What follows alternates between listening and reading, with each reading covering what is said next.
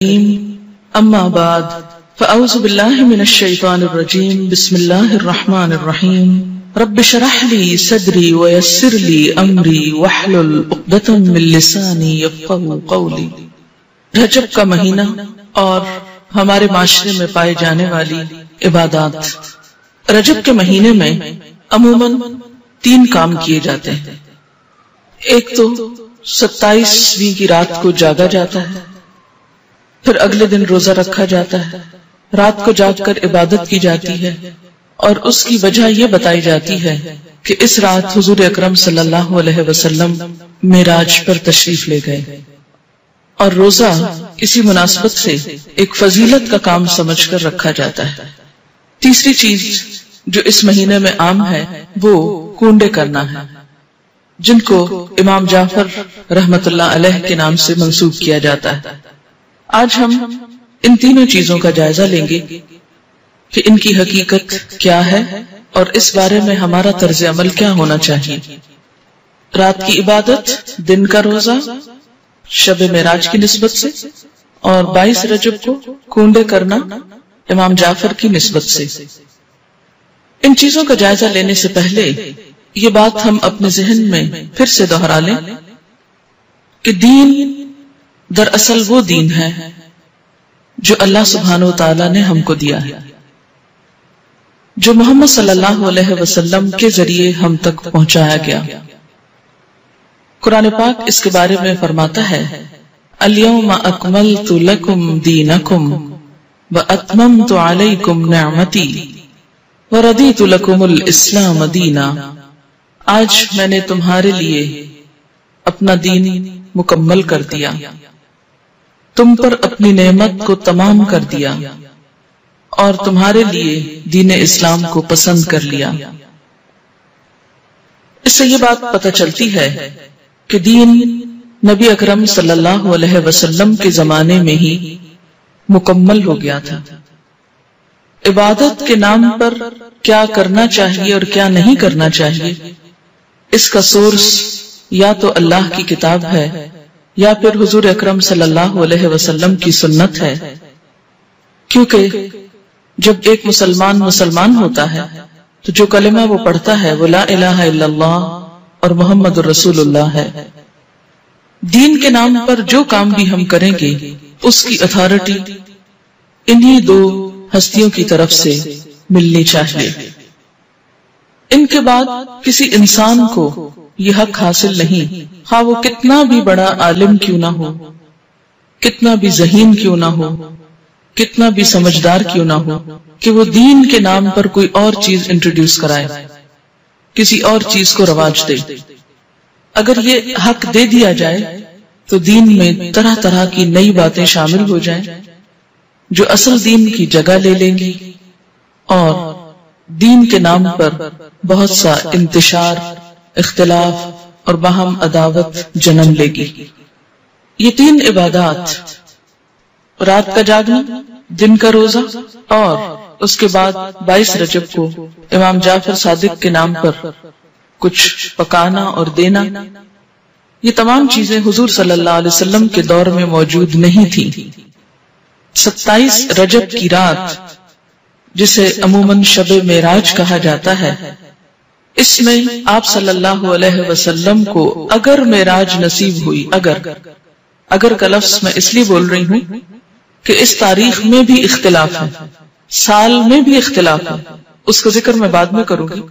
اگر آپ کو معراج نصیب ہوئی بھی اس رات میں، تو آپ صلی اللہ علیہ وسلم نے اسی رات جو مخصوص عبادت کی، اس کے بعد کبھی بھی ہر سال 27 رجب کو کوئی خاص عبادت نہیں کی، نہ ہی صحابہ کرام نے کبھی 27 رجب کی رات کو کوئی شب بیداری کی یا اس کی کوئی فضیلت بتائی۔ اسی طرح جہاں تک روزے کا تعلق ہے تو روزہ بھی سنت سے ثابت نہیں ہے، بلکہ اس کے برعکس روزے کے بارے میں کچھ روایات ایسی ملتی ہیں کہ جس میں روزے سے منع کیا گیا۔ مصنف ابن ابی شیبہ کی روایت ہے، حضرت زید بن اسلم رضی اللہ تعالی عنہ سے روایت ہے کہ رسول اللہ صلی اللہ علیہ وسلم سے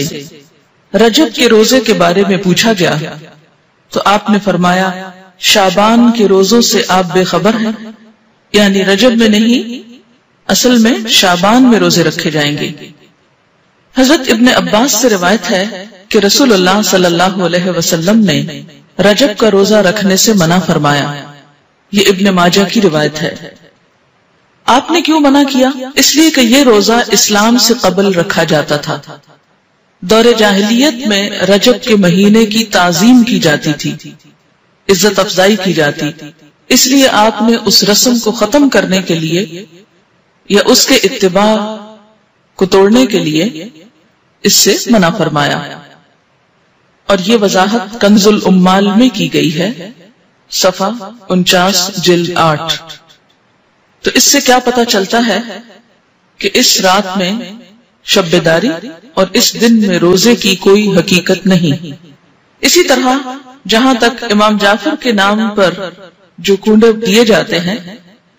تو بات یہ ہے کہ یہ تاریخ نہ تو امام جعفر رحمت اللہ علیہ کی پیدائش کی ہے اور نہ ہی آپ کی وفات کی ہے،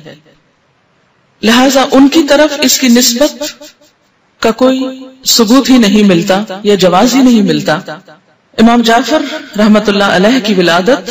ایک روایت کے مطابق 8 رمضان 80 ہجری میں ہوئی، یا 83 ہجری کی روایت بھی موجود ہے، 83 یا 80، اور وفات شوال کے مہینے میں 148 ہجری میں ہوئی۔ اس لیے نہ تو ہم یہ کہہ سکتے ہیں کہ آپ کی پیدائش کی خوشی میں یہ ہو رہا ہے، اور نہ ہی یہ کہہ سکتے ہیں کہ آپ کی وفات کے ضمن میں یہ کوئی کام ہو رہا ہے، اگرچہ اصلاً ہی کسی کی پیدائش یا کسی کی وفات پر کچھ کھانا پکانا یا مخصوص کھانے پکانا اسلام کی روح کے مطابق ہی نہیں۔ اسلام میں صدقہ خیرات کا جو تصور ہے وہ یہ کہ انسان جب اپنے پاس کچھ مال پائے یا کسی ضرورت مند کو دیکھے تو وہ صدقہ خیرات کرے۔ اسی طرح اسلام نے صدقہ خیرات کی کچھ مخصوص شکلیں نہیں بتائیں کہ وہ حلوہ ہو یا کھیر ہو یا پوریاں ہو یا چاول ہو یا دیگ ہو یا بریانی ہو یا کوفتے ہو، نہیں، اس لیے کہ اسلام ایسی کسی تکلیف میں انسان کو نہیں ڈالتا جو انسان کے لیے نبھانا مشکل کا سبب ہو یا مشکل پیدا کرے۔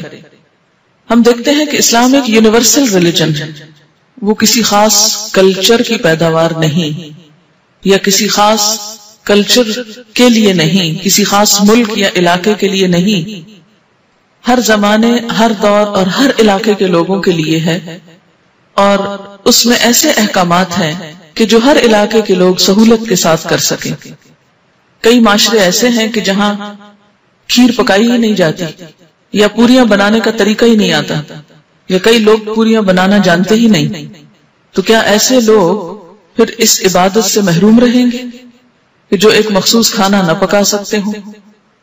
اس لیے جتنی بھی من گھڑت چیزیں دین میں داخل کی گئیں، ان سب کے پیچھے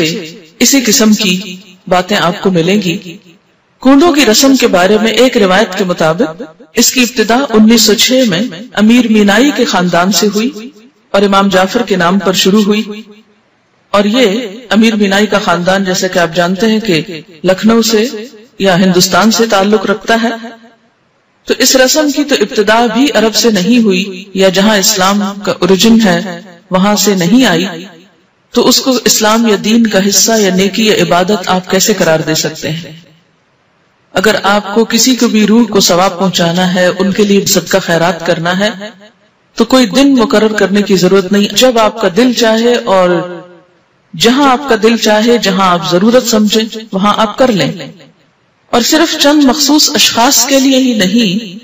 اس سے زیادہ کے لیے بھی آپ کر سکتے ہیں۔ پھر اسی طرح شب معراج، جس کا تعلق حضور صلی اللہ علیہ وسلم کے آسمان پہ جانے سے ہے،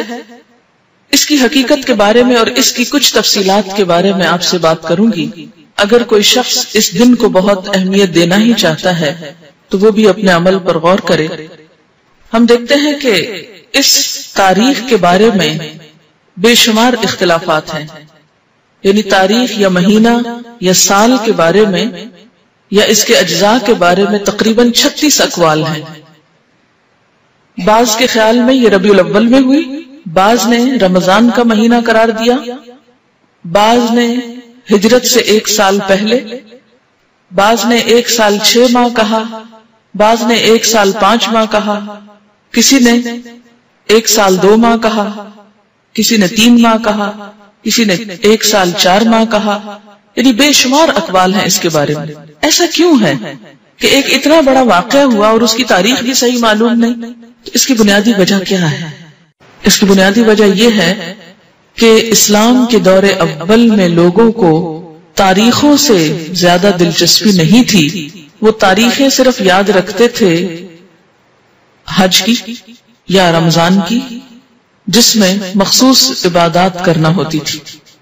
اس کے علاوہ کون کس دن فوت ہوا، کس دن پیدا ہوا، یہ چیزیں ان کے نزدیک کچھ بہت اہمیت کی حامل نہیں تھی۔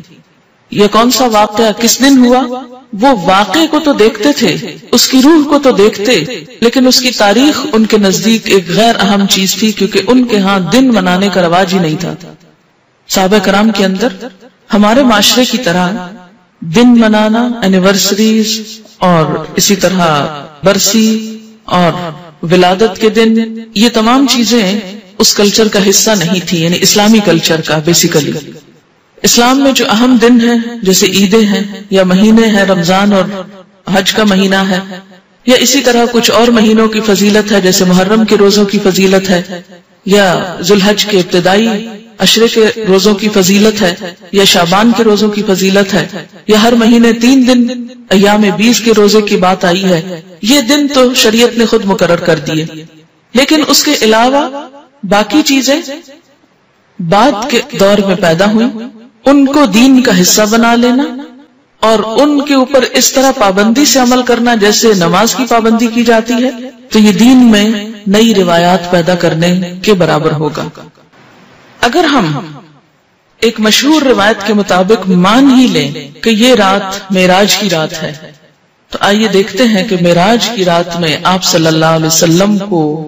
کیا کچھ دکھایا گیا۔ آپ نے بنیادی طور پر اچھے اور برے کام کرنے والوں کے انجام دیکھے۔ تو احادیث کی کتابوں میں معراج کے بارے میں جو کچھ ملتا ہے اس کی تفصیل آپ کے سامنے رکھوں گی تاکہ اس سے ہم کچھ سبق لیں، کیونکہ وہ ایک سبق آموز واقعہ ہے، اور ان اعمال سے بچیں جن پر سزا آپ صلی اللہ علیہ وسلم نے دیکھی اپنی آنکھوں سے، اور وہ کام کریں جن پر جزا آپ صلی اللہ علیہ وسلم نے اپنی آنکھوں سے دیکھی۔ قرآن پاک میں اللہ سبحانہ وتعالی نے فرمایا، سبحان الذی اسری بعبدہ لیلا من المسجد الحرام الی المسجد الاقصی الذی بارکنا حولہ لنریہ من آیاتنا انہ هو السمیع البصیر۔ سورۃ بنی اسرائیل۔ پاک ہے وہ خدا جو اپنے بندے کو رات ہی رات مسجد حرام سے مسجد اقصی تک لے گیا، جس کے آس پاس ہم نے برکت رکھی ہے تاکہ ہم اسے اپنی قدرت کے بعض نمونے دکھائیں۔ یقیناً اللہ تعالیٰ ہی خوب سننے والا اور دیکھنے والا ہے۔ ان آیات میں جس واقعے کی طرف اشارہ ہے وہ واقعہ اسراء کے نام سے مشہور ہے۔ اسراء کا لفظی معنی ہے رات کو سفر کرنا،